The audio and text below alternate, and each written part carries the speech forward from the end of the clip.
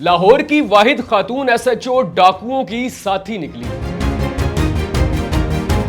डाकू डकैती करते और डकैती करने के बाद डकैती का सामान बांटने के लिए इसी खातून एसएचओ के घर आ जाते, यहां बैठ के आपस में डकैती का सामान तकसीम करते, इस खातून एसएचओ को भी हिस्सा देते और डकैती में जो असला इस्तेमाल होता वो भी इसी खातून का होता और डकैती करने के बाद डाकू इस खातून से इसका लिया गया पिस्टल इस खातून एसएचओ को वापस कर देते। नाज़रीन, कहते हैं कि जब मुहाफिज ही चोरों के साथ मिल जाए तो फिर उस इलाके का और उस इलाके की अवाम का अल्लाह ही हाफिज और अल्लाह ही मालिक है।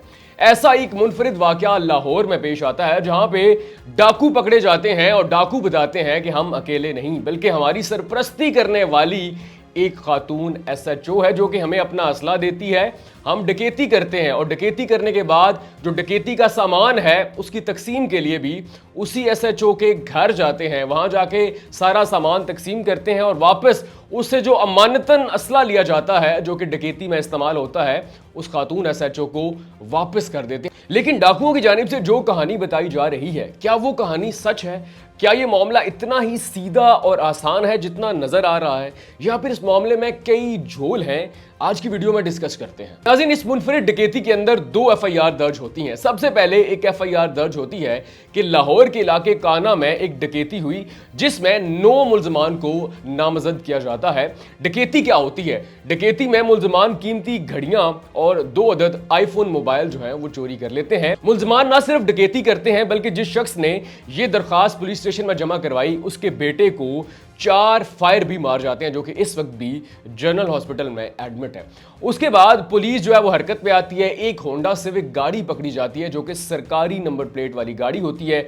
उसके अंदर से 2 मोबाइल फोन पकड़े जाते हैं। उन 2 मोबाइल फोन्स की मदद से पुलिस 3 मुल्जमान को गिरफ्तार करती है जो कि बकिया मुल्जमान का पता बताते हैं। यहां से इस मामले में एक और एफआईआर का इंदराज होता है।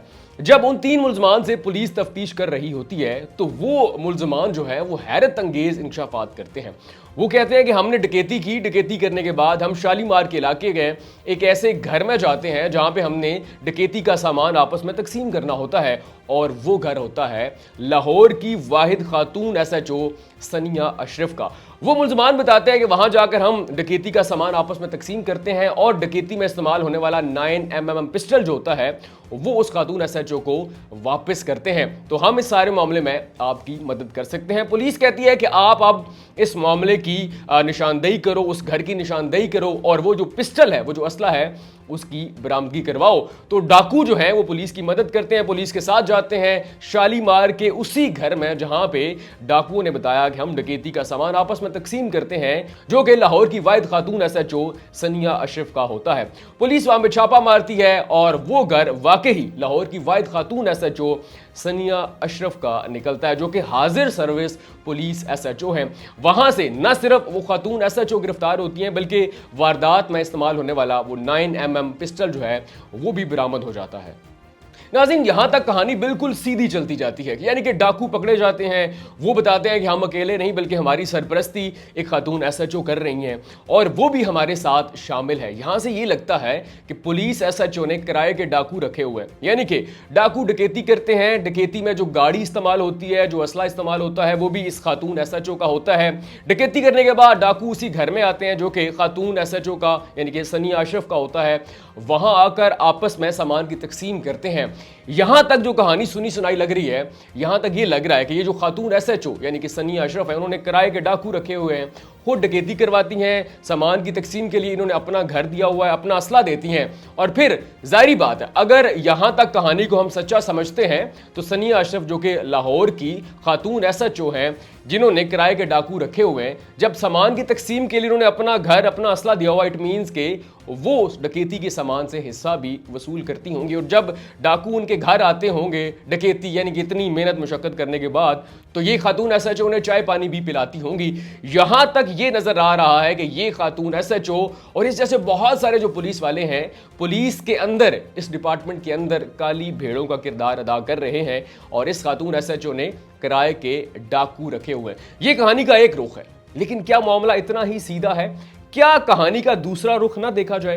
क्या ऐसा नहीं हो सकता कि यह मामला इतना सीधा ना हो, इस खातून एसएचओ को किसी हसद या किसी और वजह से फंसाया जा रहा हो, वो डाकू दरअसल किसी और के लिए काम करते हों और उस शख्स ने इस खातून एसएचओ को फंसाया हो? क्योंकि अभी तक जो मामला नजर आ रहा है वो आईजी पंजाब जो है वो हरकत में आए, उन्होंने इस खातून एसएचओ को जो है वो सामने लेकर आए, इसके खिलाफ जो है एफआईआर भी दर्ज हुई और अब यह भी बताया जा रहा है जो पहली एफआईआर डकैती की दर्ज हुई थी उसमें भी इस एसएचओ यानी कि सनिया अशरफ का नाम ऐड किया जाएगा। लेकिन अब जब हकायक खुलेंगे तब पता चलेगा कि क्या वाकई ही जो खातून एसएचओ हैं सनिया अशरफ, उन्होंने किराए के डाकू हायर किए हुए थे, इन्हें अपना असला अपनी गाड़ी देती और डकैती का सामान जब इनके घर में तकसीम होता तो ये भी उससे चाय पानी या हिस्सा वसूल करती, या फिर इस सारे मामले में इस वाहिद खातून एसएचओ को फंसाया जा रहा है? क्योंकि एसएचओ है वो पुलिस के अंदर एक बड़ा ओहदा है, जिम्मेदारी वाला ओहदा है।